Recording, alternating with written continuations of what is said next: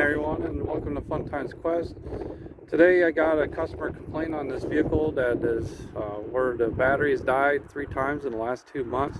So we need to figure out, is it a battery issue, an alternator issue, or a parasitic draw issue? And that, so we'll do a battery test on it, an alternator test, and a parasitic draw if need be. But we'll do the battery first because the battery does have an effect on the alternator, even if the battery is still good and that. So, but if we always want to do a visual inspection just to verify there's nothing loose or even a belt missing or something like that. So some of the things that we want to look at is like the date, and we can see the date on here is a 2018 battery, and this is 23 right now, so that's 5 years old. Here in Ohio, that's about the average life of a battery is 5 to 6 years, so it might be a battery issue, but I'll test that and see what's going on. And if you remember, I already did a video about testing batteries, so I'm not going to show you how to test a battery again, but I am going to show you the 3 different ways of testing an alternator today, and that way you at home can actually know how to test an alternator too and stuff and that. So, but you always want to check, make sure nothing's loose on here, no corrosion. It's a little dirty on the battery. Then over here in the alternator is buried pretty deep, so it's not going to be fun doing this alternator if it ends up being an alternator. And I want to make sure that the belt is on there and all that, and nothing's loose on the alternator wiring and that. So yeah, so but before I start testing this stuff, I'm gonna take you all inside and go on the whiteboard and talk a little bit about alternators and what we need to know about them before we test them and that. So all right, I'll see you guys inside.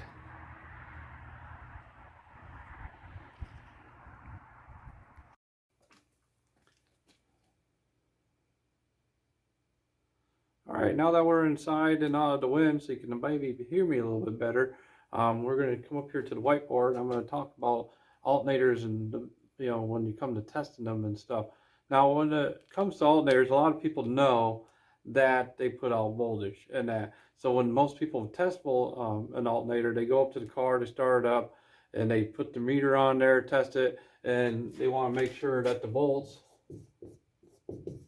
is between the 13.5 and 14.5, and if it is, then they say it's good. Well, all that tells us actually is if the voltage regulator is doing its job, and that, not that the alternator is good, because an alternator just doesn't put out voltage, it also puts out amperage, and every alternator has its own amperage rating in that. So if your alternator and you go and test it for voltage only and you don't do any further testing, you could have a bad alternator, not realize it. So you need to do more than just test it for voltage, because really all that's telling us, if it's staying between 13.5 and 14.5, the voltage regulator is doing its job, and it's able to make sure it maintains the voltage so it doesn't go too high and overcharges the battery, or goes too low where it's not charging the battery up enough at all. And that, so you have to do more than just check for there. Now, if we had it to where the voltage regulator, wasn't doing its job like it should, it could be above 14.5, it could be 15, 15.5, 16. It's overcharging the battery. And if you overcharge battery, man, that thing becomes a potential bomb, and it'll actually sit there and start bubbling and boiling, and all this hydrogen gas is coming out of it, and then one quick spark and it's just kaboom. Yeah, you don't want that. So yeah, if you got it where the voltage regulator is overcharging the battery, you got some issues. You need to do some other testing to see why is that voltage regulator doing what it's doing and that. And there's a few things that could cause that, like there's resistance somewhere on the sensing circuit. There could be a loose wire somewhere, all and a few other things that could be telling it that it should do that and that. Now, if it's under 13.5, then yeah, it could be the voltage regulator, or it could be the alternator itself. So you have to do some further testing to see if it's the voltage regulator, why it's under 13.5, or if it's the alternator. Now, the reason why I always like to talk about the voltage regulator and the alternator as 2 separate things is because they actually are. sometimes the voltage regulator actually is internal of the alternator, so if it is bad, you have to replace the whole alternator. But a lot of times on some older vehicles, and even these new modern vehicles, the voltage regulator is separated from the alternator and that. So then you might have to just change out the whatever the voltage regulator is. Now a lot of the new modern vehicles, the voltage regulator is actually the PCM and that, so we'd have to get into the wire diagram and actually see where the voltage regulator is, what's the thing that's actually doing what it's supposed to do and all that. Now if it's a newer vehicle, you could actually get the scanner out, hook it up and tell the voltage regulator to turn on or off and all that, and test it and see if we can get that and do its thing with the scanner, and that to determine if there is a problem, or was the regulator, or was maybe whatever it's seeing for voltage to tell it to be above or below, and that too. So, but you can't go by that to tell if it's good. All that tells us is that the voltage regulator is good. So, another thing that could be happening, not that it's just above or below, this thing, the voltage could be sporadic. I've actually seen it to where the voltage just goes way up, and it goes way down, and then it comes way back up again, it goes way down, and that's telling me there's an issue with the voltage regulator, not with the alternator itself. So we need to have to do a little bit further more testing to figure out why is the voltage regulator causing the voltage to go way up or way down and back and forth, and it's not staying steady like it should be in that. So it should be between the 13.5 and 14.5. Now, again, with new modern vehicles, I should mention too, is that when you first start the vehicle up, it is going to be between 13.5 and 14.5, and that. But after you've driven that vehicle for a while, usually about a half an hour or so, you'll notice that the voltage might drop under 13.5. The reason why they do that on the modern vehicles is to save gas, and that because that makes it to where the alternator's not having to work so hard. They call it eco mode sometimes, it depends on the manufacturer, and that, so they actually drop down the voltage and that to make it to where the magnet inside the alternator is not so strong, so it makes it easier for the engine to actually, spin and stuff. Because if you got that alternator where the magnet's really strong, from full fielding the thing, it actually bogs down the engine a little bit, and you can hear it sometimes when you're testing and stuff. So, and that, but yeah, so that's one thing I always like to do, because if you go to some of these parts stores and they go and test the alternator for you with the little thing they put on the battery, they're not testing for amperage, they're just testing for voltage, and it tells you they're testing the voltage regulator only and that. So, but we need to test for amperage and that, because every alternator is different on how much amperage you can put out. I've seen some alternators as low as 40 amps is the maximum output of an alternator, all the way up to 360 amps. So, so you have to kind of look at the alternator and see the spec to know what the amperage should be before you go test it. Because if we're going to go test for amperage, we want to know what we're expecting to see coming out of the alternator if we can. Now, not everybody's able to test an alternator for amperage by looking with an amp clamp or a battery load tester, like I'm going to show you here when we get it to the vehicle and that. So if you don't have either of those two things, the only way you're going to be able to test the alternator for amperage to see if it can actually keep up with the vehicle accessories is actually start it up and all that, and look at the voltage, watch the voltage, make sure the voltage regulator is doing this job first, and then after you check that, turn on all the accessories, your headlights and high beams, your heater blower motor on high, your four ways, any other electrical demand that you can think of, turn that on and see if the voltage will stay the same. If it starts to drop, that tells me the alternator can't keep up with the amperage draw that is caused by all the accessories, and you're going to have a problem. So yeah, when there's hardly any accessories on, the alternator can keep up and the voltage regulator can do its job correctly. But if you got too many accessories and the alternator is starting to get weak and they can't keep up, the voltage is going to drop way down.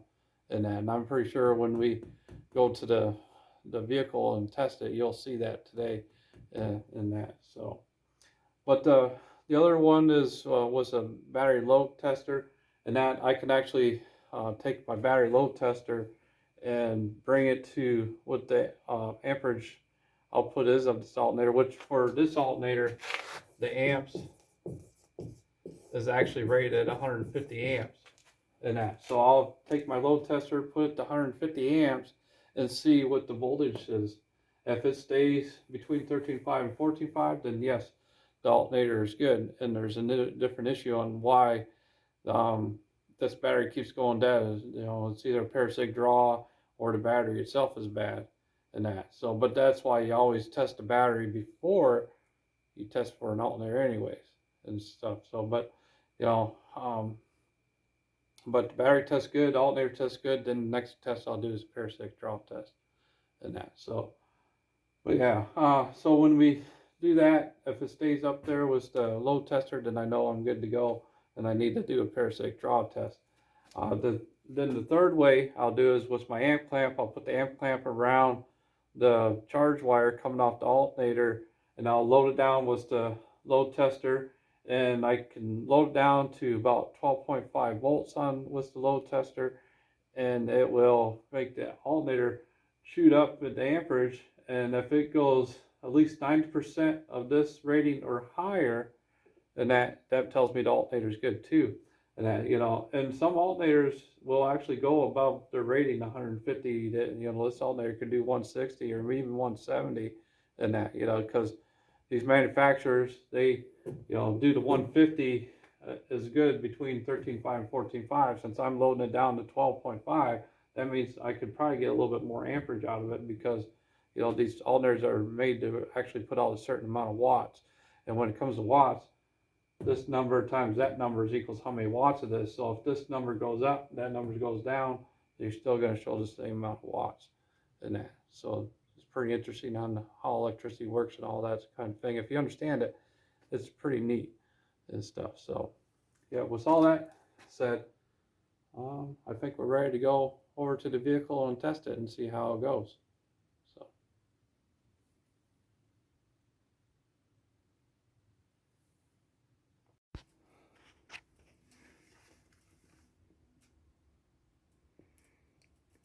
All right, so here we are at the vehicle, and that I already tested the battery, and the battery tests good and stuff. So as you can see, we got 12.5 volts on this thing, and I'm gonna have my helper start up, because when you do alternator testing, it's easier if you have a helper inside the vehicle. So if you could, please start it. All right. So as you can see, the alternator is putting out 14 volts. Now, if you remember on the whiteboard, I mentioned that doesn't mean it's good. That's all it tells us is that the voltage regulator is working, because it's supposed to be between 13.5 and 14.5. So we know that is all right. Now I'm going to have him turn on all the accessories. Go ahead and turn on all the accessories.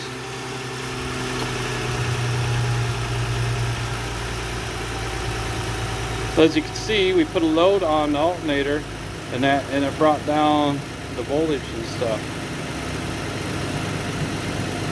Yeah. See if it steadies out. It's slowly going down still.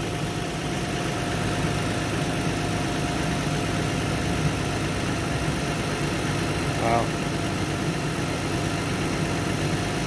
Yeah, see how it's under 13.5. It's sitting there swinging back and forth. It's trying to stay caught up, but it's making it hard. So we got, yep, there it is. So you can see there, that's why I said with this, if you only got a meter, it's best to actually just, you know, not just measure for voltage, but we also got to check for amperage. And the only way to do it if you only have a meter is to turn on all the accessories, and you can see that it's under 13.5 quite a bit. It keeps on trying to come back up, but a lot of times, you know, you can see it drop down to 13.1 and stuff. So that tells you right there that yes, the alternator is starting to get weak. All right, now I'm going to show you a different test on the second test to show you how we can do it without, you know, more accurate one and stuff. All right, shut all the lights off and stuff. Okay, rev it up to 2 grand. All right, so I got a load tester hooked up to the battery, And if you remember, this alternator is a 150 amp alternator, so I'm going to bring this up to 150 and we'll see what the voltage goes down to when I do that.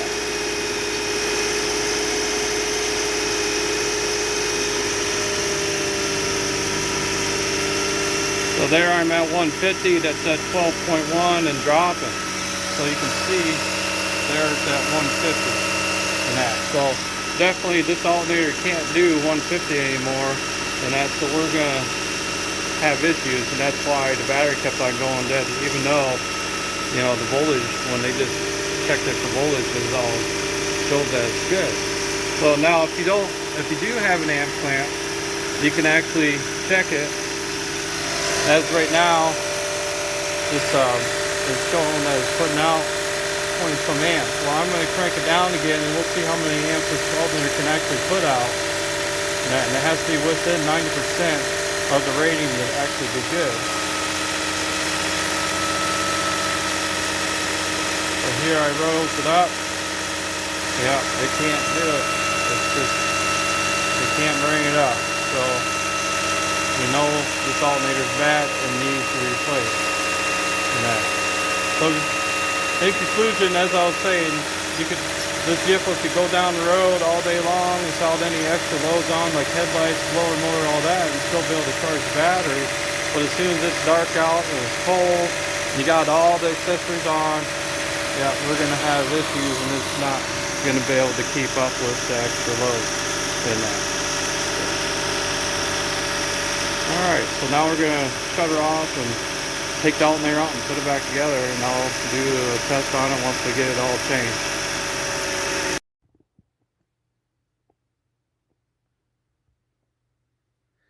Well, I was hoping to show you guys the test after repair on that vehicle, but I had to go out on a service call and my helper finished it up, and by the time I got back, the customer had already come and picked it up and all that stuff. But it worked out, and that's what it was. It was the alternator was bad. It just couldn't keep up with the amperage that was being drawn on it.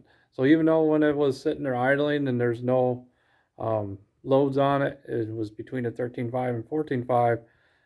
It was, you know, deemed fine if somebody just did a voltage on it. But if they didn't know that they also had to test to make sure it can put out enough amps, they would have probably just sent it down the road. Yep, you got a good alternator. Something else causing it. You probably just need a new battery, and they would have put the wrong thing in. So that's why I always really try to hit it hard that you need to diagnose stuff and not just be a part swapper. There's too many part swappers out there in the world.